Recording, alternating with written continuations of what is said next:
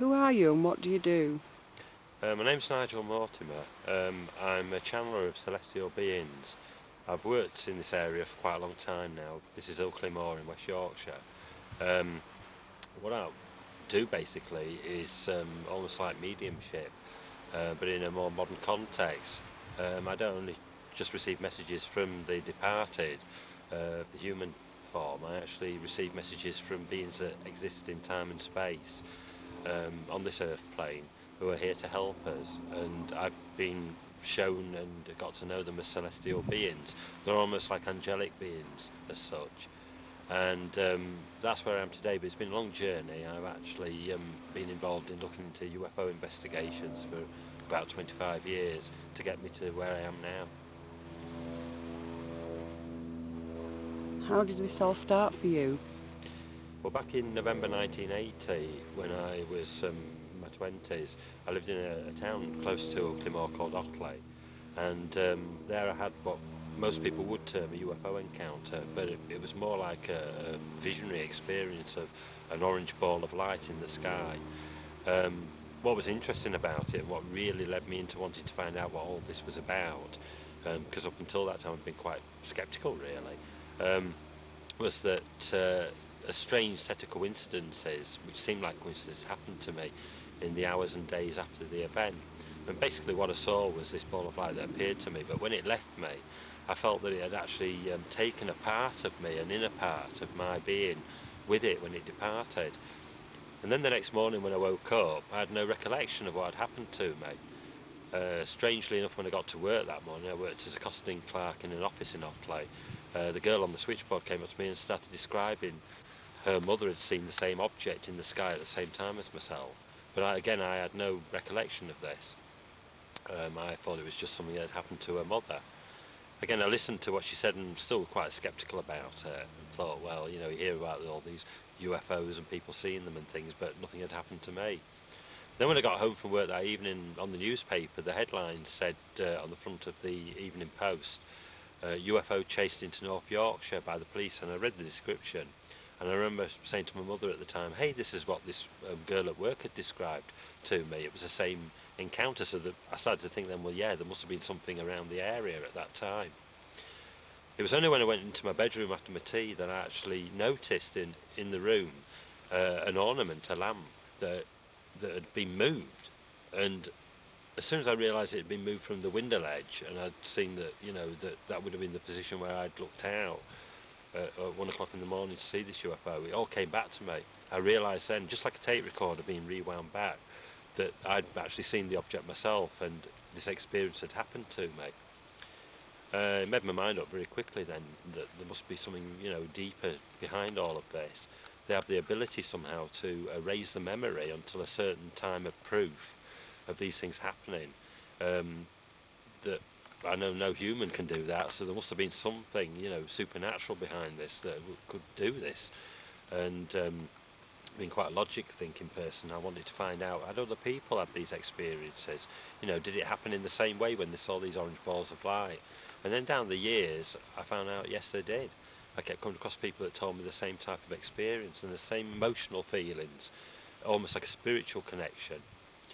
Um, that's basically it. But from that, I developed a deep psychic awareness. I started having visions of things and a deeper understanding of things and a full awareness that this thing wasn't just happening since the UFO encounter. I started to look back into years gone by, into my childhood, and realised that this energy, this phenomenon had always been with me, even since a child. So what do you think UFOs are, and why do people observe so many different kinds of aliens?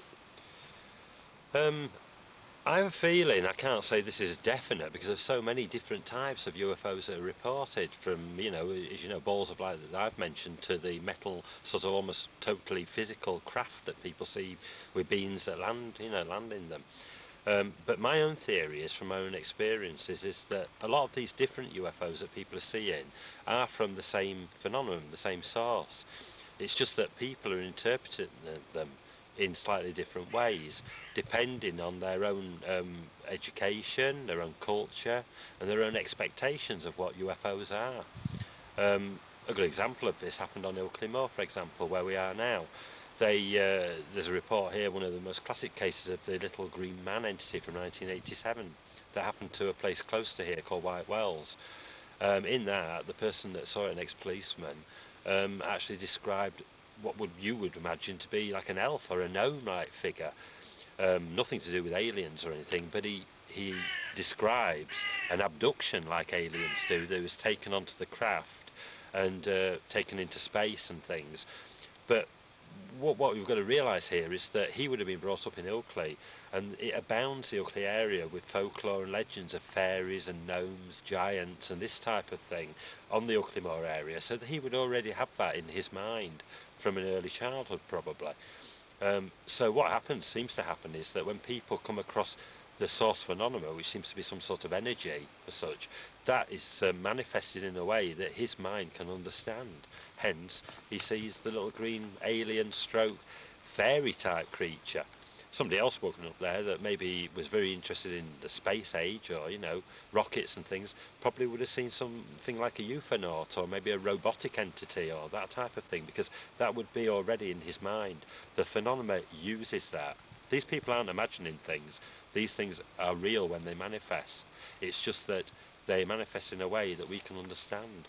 So you're going to get all sorts of different types of manifestations, and down through history you can see that some of these are like the legends of the black dogs on the moors, the balls of light on the moors, fiery dragons have been described that come up out of rocks into the sky, phantoms, ghostly like figures, and today me and my partner Helen, we see the celestial beings, which seem to be at the root source of this phenomenon.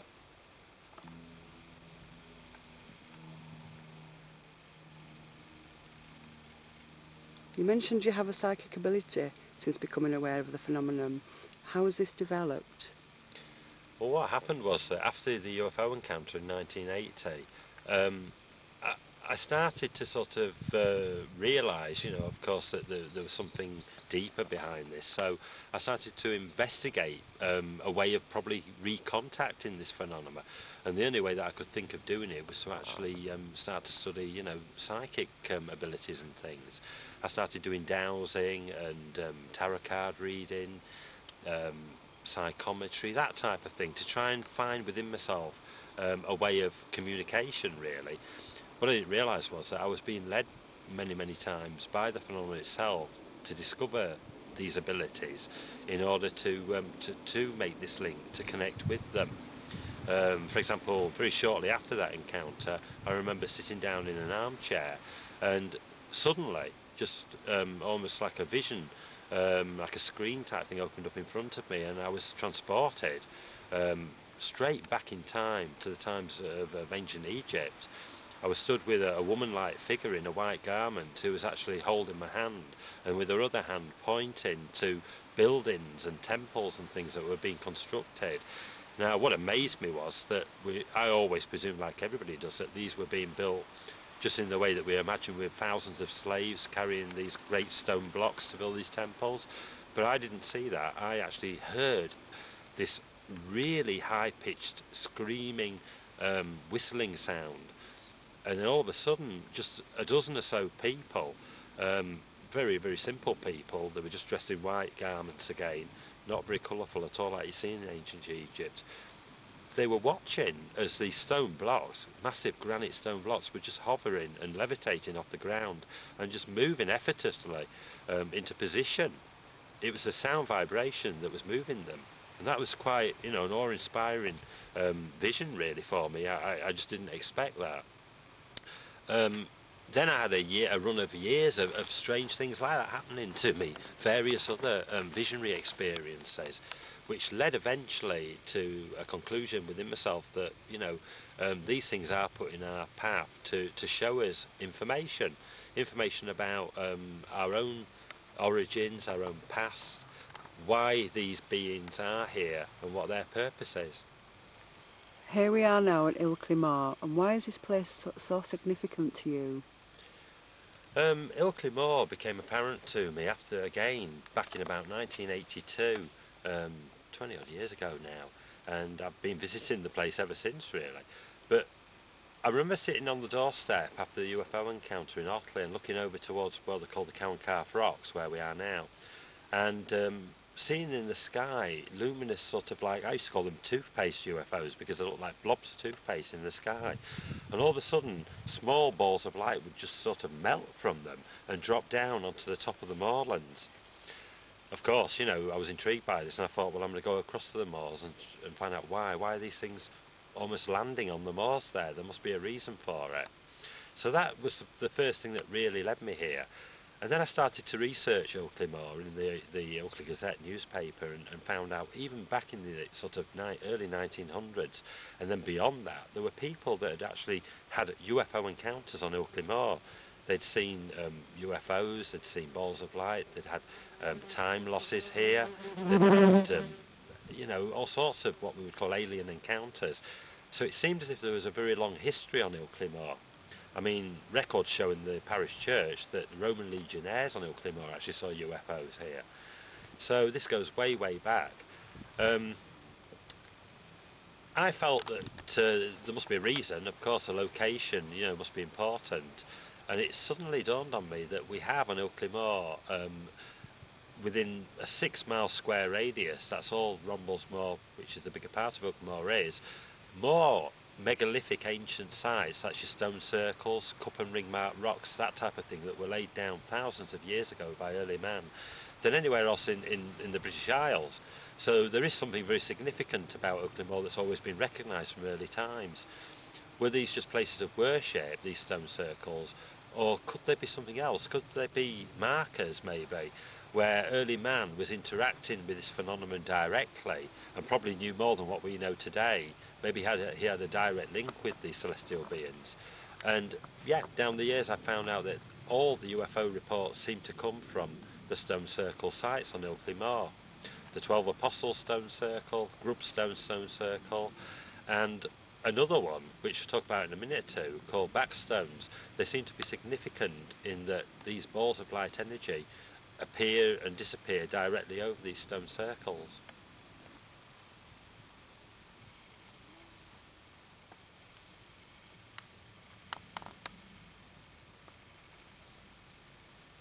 You say that you were led psychically to a lost stone circle on the moor. How did this happen? In the early 1990s, I was asked by a friend of mine to actually try and locate a lost stone circle on Ilkley Moor, and I thought to myself, well, how can you lose a stone circle? These things have been there for thousands and thousands of years. But he described to me that what had happened was the stone circle had been recognised by archaeologists back in the 1800s, but then during the Victorian period, when farmers cleared a lot of the land on Ilkley Moor for sheep grazing, this stone circle's actual identification of where it was had been lost completely from records, so nobody knew where it was anymore. The only description that was given in a book, a local book at the time, was that it was somewhere on a reach beyond White Wells. So I had an idea of the area, and I knew the area quite well from my UFO investigations on Ilkley Moor, but had never seen this described stone circle. Well, through a process of dowsing, which I mentioned earlier I did on a map, and also being led by information that I began to receive from an external source that I didn't know what it was at that time. Now I understand it to be channeling. I was actually led within a few days directly to this stone circle. I remember as I walked up on the top of the reach behind White Wells towards an area called Backstone Beck, suddenly I saw a group of standing stones. Now, lots and lots of people will have seen these standing stones before, but they'd not been recognised for what they were because some of them had been pushed over, some were built into local walling in the area. And then when I got this sort of almost like another view given to me of what I was looking at, it wasn't just a stone circle, it was unique. It was a double ringed stone circle, which are very, very uncommon. There are only 2 or 3 of them anywhere in the north of Britain. Here we had one right there on Ilkley Moor. As soon as this circle was recognised, the Bradford Archaeological Society were summoned to come up and have a look at it, and they confirmed that it was a double ring stone circle. This was the rediscovery basically of Backstone Circle. I don't and never will say that I rediscovered that circle, although people do write in books that Nigel Mortimer has, rediscovered the circle. I don't say that because I know that I can't take the credit. I was led there by my celestial friends, by the beings that guide me in my life, to actually relocate this circle, and there was a purpose behind it at that time. Since then, reports came into me and to other groups in the area of people seeing these balls of light over backstones. So again, we know the phenomenon is connected with the circle. Um, as in other stone circles on the Moors, visitations do happen there, and they seem to be almost like gateways um, to either another dimension or another reality, where the celestial energies are able to come through into our world to give healing and to actually impart knowledge and give us an awareness, really, of who we should really be. It was about this time, in the early 1990s, that you became a channeler. After a visionary experience at Backstones, what happened there? Once backstones had been recognised, I used to go up with various UFO investigatory groups to monitor what was happening at the Stone Circle site. A couple of things happened actually. I won't go into too much detail, but whilst I was on the Moors at Backstone Circle overnight in the early 1990s, about 1990, 91, while I was at the circle, my actual younger family at home, my son and daughter, witnessed two beings, tall beings, that actually came into the house while I was away on the Mars. And a UFO was actually reported, which was in the paper, over the house while I was at Backstone Circle. But more importantly, what happened to me personally, which led me on to become a channeler, first occurred at Backstones, was that I actually was there in 1994 and saw what some people would describe as a vision, literally within the stones themselves, a circle of stones, just at arm's length away from me, out of the blue, quite unexpected, a great golden sword, the type that you see, Excalibur, King Arthur, that type of thing, just appeared in front of my eyes. And it became out of nothing, just a solid, real sword. If I wanted to, I could have put my hand out and grabbed hold of it. It was that real. And it was glowing with such a golden, energy around it. It was beautiful.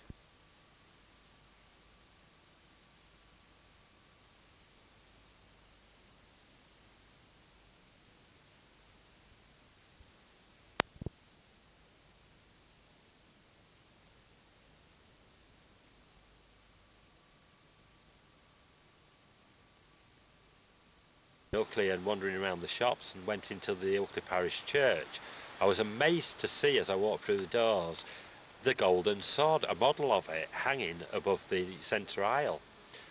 There was a leaflet in the church describing on the very date when I saw the sword at Backstone Circle that the congregation, a member of 12 or 13 people, saw the same sword appear out of the top of the roof of the church down to the nave and embed itself in the floor.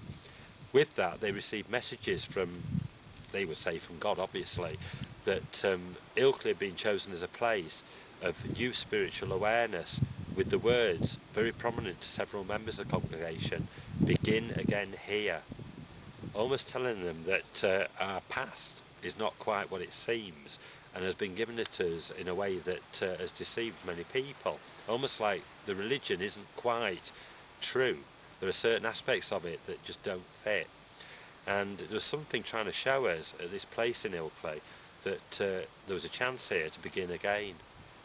What's interesting is, if you look at a map of central Britain, you will see that Ilkley lies directly at the centre point of that.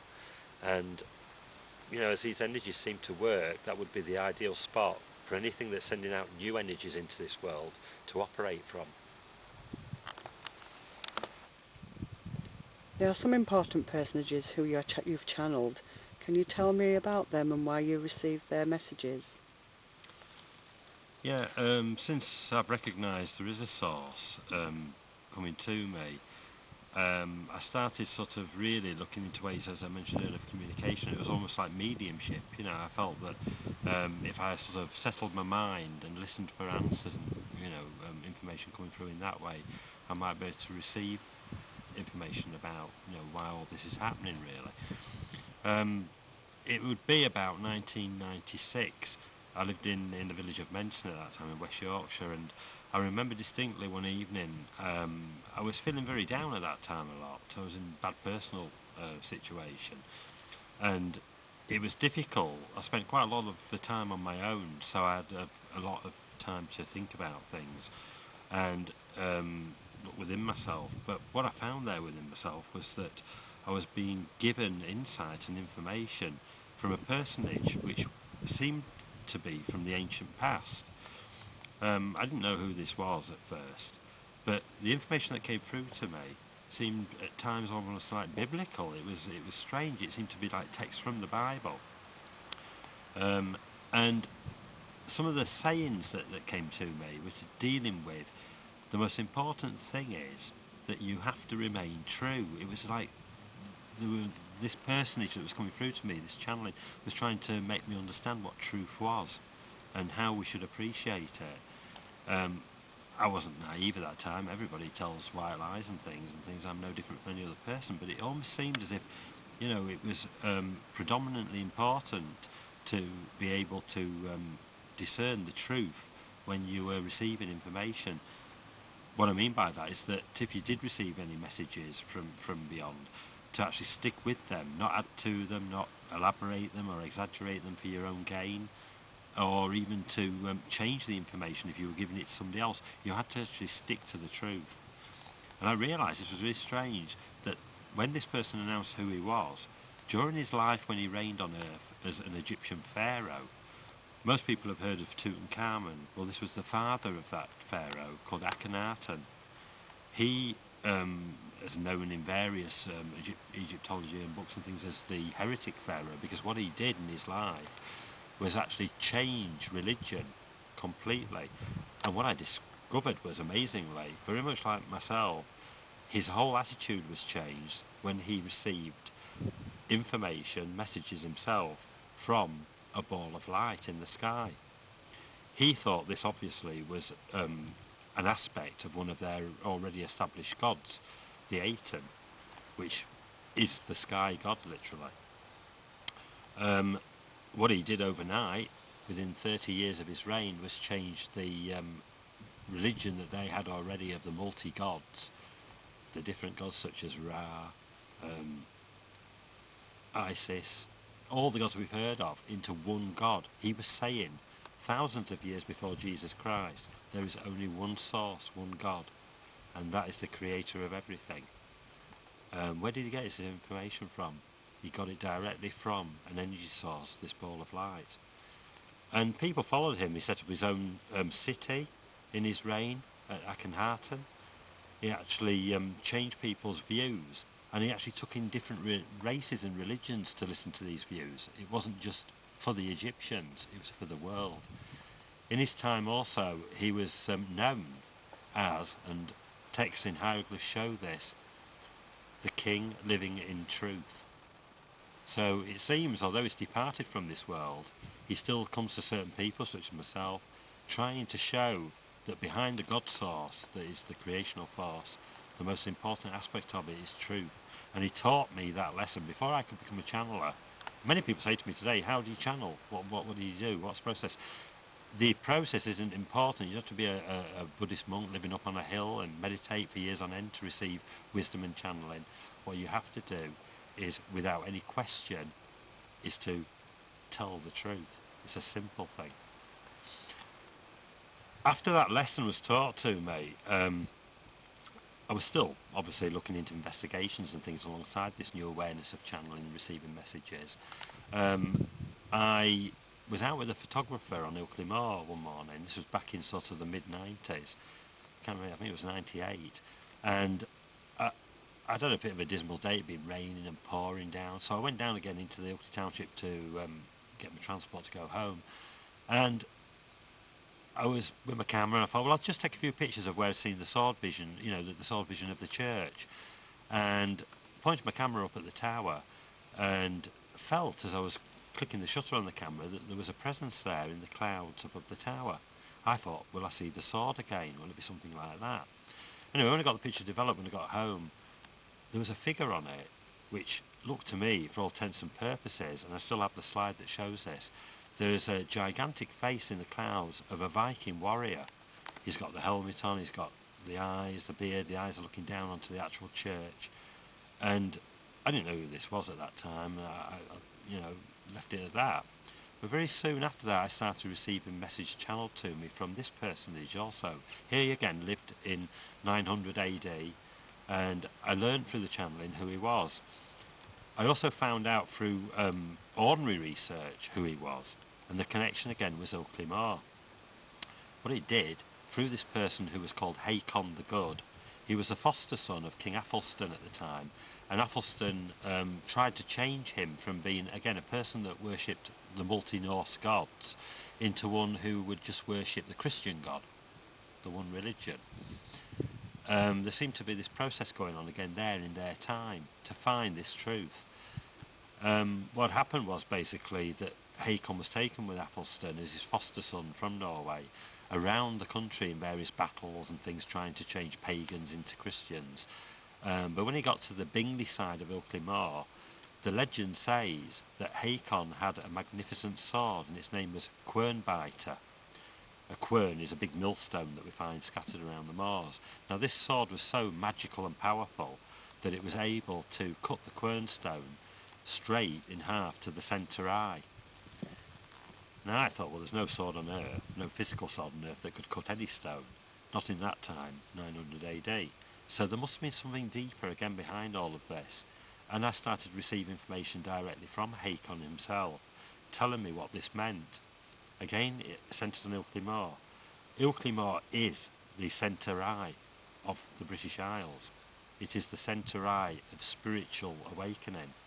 And this is what the sword symbol represents. It's not just basically a magic sword, it's the sword of truth, the sword of strength and truth. And when people receive this, what they're basically being given is a symbol. And when they recognise what that symbol is, i.e. the truth, they are reawakened to understand where these beings are coming from and what their intentions are. And to ask the question, because it's fantastic.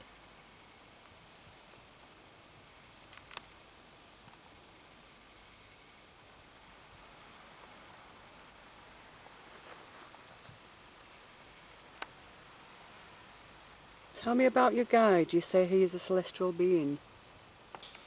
Right, I mentioned earlier about celestial beings. After I'd been sort of taught these lessons from these mortal beings that had been human spirits on Earth in the past, I was given the opportunity then to actually connect directly with those who seem to have been always in my life up until this point, what I call the celestial beings. I call them celestial beings because that is where they originate. They're not just from the Earth. They're from within the cosmos, within time, within space. They're always with us.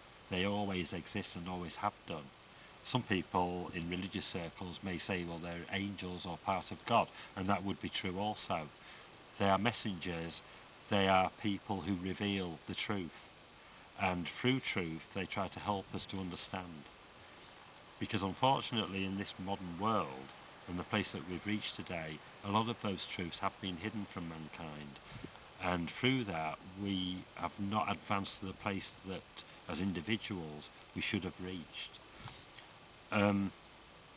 It was sort of again back in, I would say, sort of the mid-90s that I first became aware of the guide that I have with me, who is a celestial being called Charlotte. I call him he, and this is it again, that is my interpretation of the manifestation of the energy that is coming to me, that I call Charlotte. I don't presume for 1 minute that that source energy looks anything like I can imagine, but because of my interests, because of how I've portrayed life and the UFO phenomenon, for example, and the ancient Egyptian interests I have, I see him as this humanistic being, and that's all we can do, unfortunately. That is where we are at. If I was seeing him as he truly is, I wouldn't be sat here today doing this video. I'd be with the Celestials. So we've got a long way to go to reach that, but all we can do at this point is try to make people understand of how they manifest to us in a way to communicate. Charlotte was first brought to my attention when I was sitting in a car alongside a reservoir in West Yorkshire and North Yorkshire borders, and the person that showed me it was aware of my UFO interests, really, that's all. But she turned round to me and said, one day you're going to see these beings in the flesh. And I thought, okay, well, people tell you these things because they know what you're about and that. But then, all of a sudden, a fantastically vibrant glow entered the top of the car and lit up the car. This was in the evening, as clear as daylight. On her face, her features completely changed, and I saw for the first time what I would have imagined Charlotte to have been. He was this, what in UFO terms people have seen, like on the X-Files, the grey beings with the big black eyes and things and the domed forehead. But with Charlotte, he wasn't grey, he wasn't dull, he wasn't negative looking, he was very positive, vibrant, golden. He was literally covered in a yellow golden glow, and the love and harmony that came from this being, from the facial features of this person that was channeling Charlotte through her, was amazing. And I was scared to see this, I must admit. I was shaken. Although I'd done the channeling previous to this with other entities, and medium, was aware of mediumship, I was shaken and snapped out of what I was seeing. She understood, this person. She turned around and she said, you're not ready yet, you're not ready to actually go any further with this. And it would be a few years later that anything else would happen with that. It was left aside, and I went into further UFO research, started giving guided walks on Ilkley Moor to make people understand about what was happening here. And fortunately enough, I was given opportunities to work with the media and do lectures around the UK to try and put this across.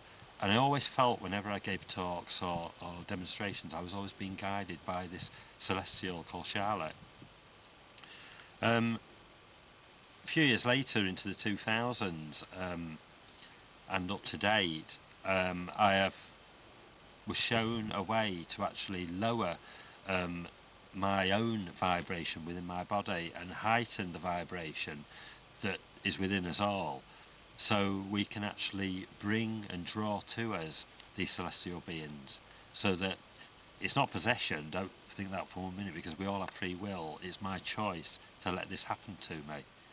And what I do is basically allow Charlotte to come through on light energy, is the best way to describe it, from his source, and use my facilities within my body, my vocal cords, and also sometimes healing energy is amplified to bring across communication and healing.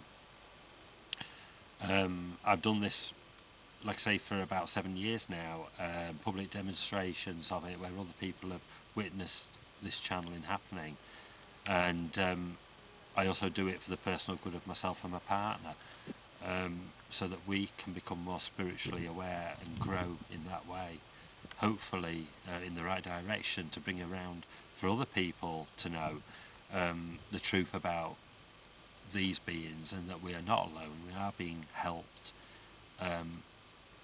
only if we ask. As I could see Nigel through the camera, I could actually see for myself, I just wanted to let you know this, golden energy around his body, and his eyes were actually completely covered in this golden light, and he had like a fan-like shape on his forehead, and like bubbles coming out of the top of his head, and everything was all golden. It's beautiful. What happens to you when you begin to channel? To some people, I suppose it could be quite a frightening experience. I have seen some people with their mouths wide open when I start to channel, because it is quite a strange thing to do. In a way, I would describe it as a modern version of transmediumship, which they do in the spiritualist churches every weekend. It's not a lot different from that. It's just the source is different that I'm operating with.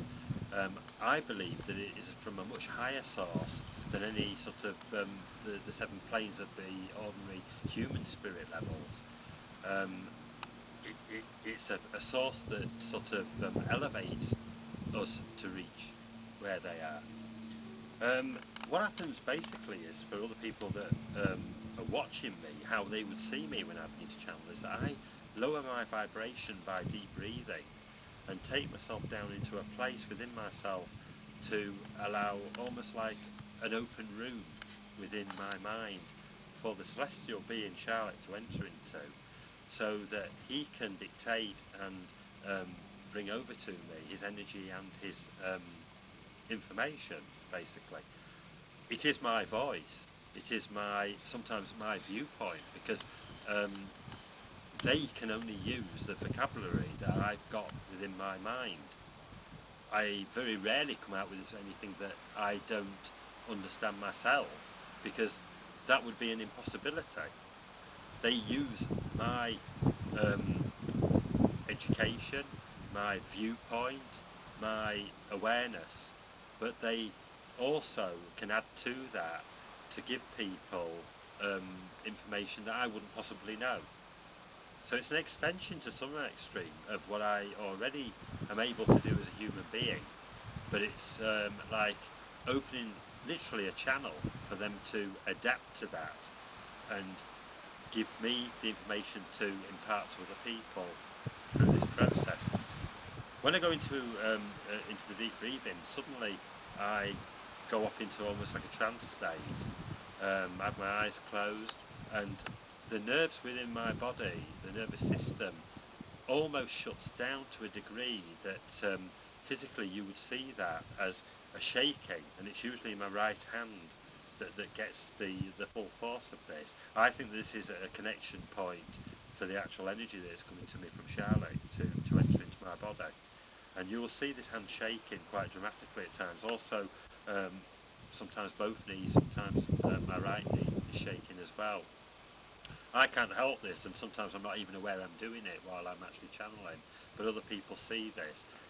I would imagine it could look quite hilarious at times to people that wouldn't understand what is happening to me internally, but it is part of the process, and it's almost like a signal as well for me when I feel this happening, that the channeling information is about to start. What are your present views, and why do you think your work as a revealer of hidden knowledge is important? My own views on it basically are that these celestial beings are here for a purpose. It's not just all imaginary and for my own self-gain or anything like that. I've probably lost out quite a bit through being, claiming myself as a channeler, more than gained from this. So it's definitely not for any sort of self-gratification or an egotistic thing. What I hope I am doing through this channeling, these celestial beings, is to bring across to people this hidden knowledge, really, that is there for everyone to seek out, and if only they'd listen to like the inner voice that they all have. This inner voice is accessed by these celestial beings to give them knowledge that they're not completely aware of all the time. A good example of that, Frank, would be that somebody I knew very well, only a couple of years ago, I was told in a channeling that they would themselves be in a position probably more connected than I am today. And in that short time, I mean, they were amazed at the time to hear this and thought, well, I can't imagine that. I can't imagine seeing these celestial beings or being aware of their purpose or what it's about. Yet the truth is, as I stand here turning this camera, that particular person is more aware than I am. They actually helped me in this work. So that was a hidden truth to them. That is a good example of it that has come from these beings to show them that there is a way of revealing a potential within themselves that we all have. Every single person, no matter of colour, race or creed on this planet, we all have this potential to find out who we truly are. We are all celestial beings, and we all exist for all time in one shape or form or another, and we all have the right to know our truth, our history and our origins, and that is what they're trying to bring about now in certain places like here on Ilkley Moor.